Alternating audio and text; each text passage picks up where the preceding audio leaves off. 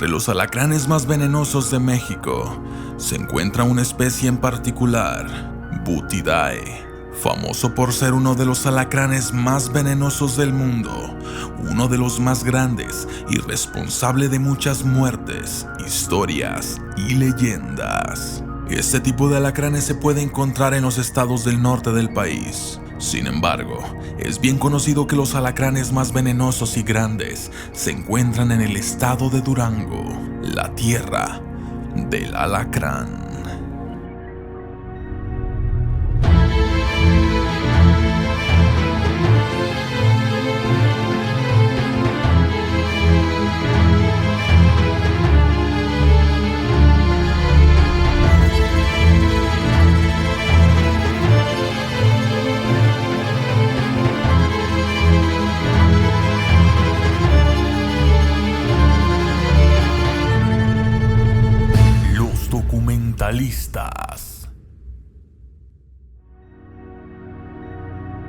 Hoy traemos para ustedes la controversial historia de El Alacrán de Durango. Antiguamente los indígenas de las tierras del norte mexicano conocían muy bien a los alacranes. Estos formaron parte de muchas de las supersticiones de estos pueblos.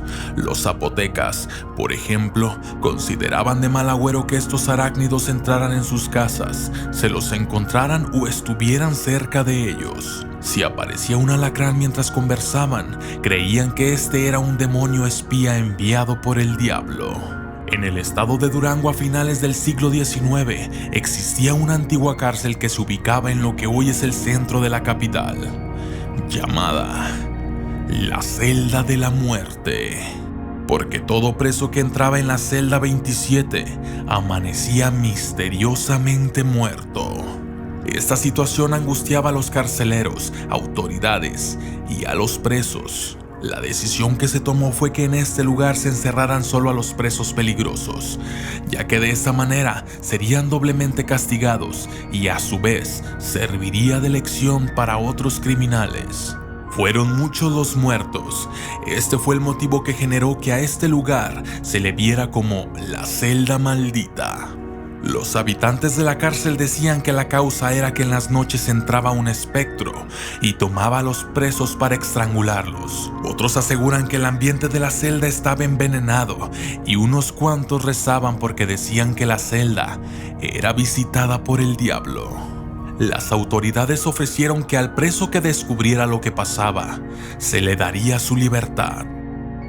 En 1884, en la hacienda de la Cacaria, trabajaba Juan, un joven alto, moreno y robusto, que le decían Juan sin miedo. En una ocasión llegó a la ciudad un perro rabioso, motivo que hizo que la población se alarmara y cerraran todas las puertas de sus casas. En la escuela del pueblo, el profesor no supo del peligro y les dio salida a los niños y niñas justo cuando el perro estaba allí. Juan, al mirar la intención agresiva del perro, sacó una escopeta para matarlo y al disparar, la bala atravesó el corazón de la señora Elvira, quien pasaba por el lugar. Juan fue encarcelado y tuvo que pagar por el delito 20 años de prisión. Después de 7 años de cárcel, las autoridades ordenaron que Juan sería condenado a la celda de la muerte.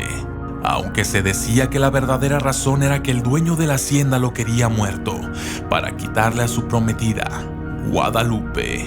Cuando el director de la penitenciaría le preguntó a Juan, ¿cuál es tu última voluntad?, el sentenciado a muerte contestó, un banco, una docena de velas de cebo grandes y una caja de cerillos. Cumpliendo su petición, lo encerraron en la celda de la muerte. El hombre, con mucho miedo y nervios, prendía las velas en el momento que sentía una presencia extraña. Las horas parecían siglos y hora tras hora contaba las campanadas que daba el reloj de la catedral. Cuando ya el temor lo vencía y la vela se apagaba, la prendía nuevamente y veía con atención a su alrededor. ¿Cuál fue su sorpresa al ver un enorme alacrán de unos 30 centímetros de largo, que pronto se ocultó en su madriguera, tomó los cerillos y apagó la vela, permaneciendo en silencio y dejando transcurrir el tiempo? Su objetivo era matar al animal, o al menos no dejarse picar. Cuando el reloj indicó las 5 de la mañana, encendió el cerillo y su última vela, y miró al enorme alacrán que estaba a un paso de su banco. Sin pensarlo, se quitó el sombrero y lo arrojó sobre el alacrán. Tomó el banco y lo puso encima del sombrero para que el animal no escapara. Al ver lo que había atrapado, se volvió a quedar a obscuras y por unos minutos lloró sin poder contenerse. De lejos se escucharon los pasos de los camilleros que venían por el cadáver de Juan para enterrarlo. Juan, con modestia, después de saludarles, les pidió que le ayudaran a sacar al alacrán asesino. Juan fue indultado y puesto en libertad por su hazaña. Volvió a la cacaria y se casó con su prometida. El calabozo dejó de ser la celda de la muerte y desde entonces llevó el nombre de la celda de San Juan. Esto fue la leyenda del alacrán de Durango. Los documentalistas.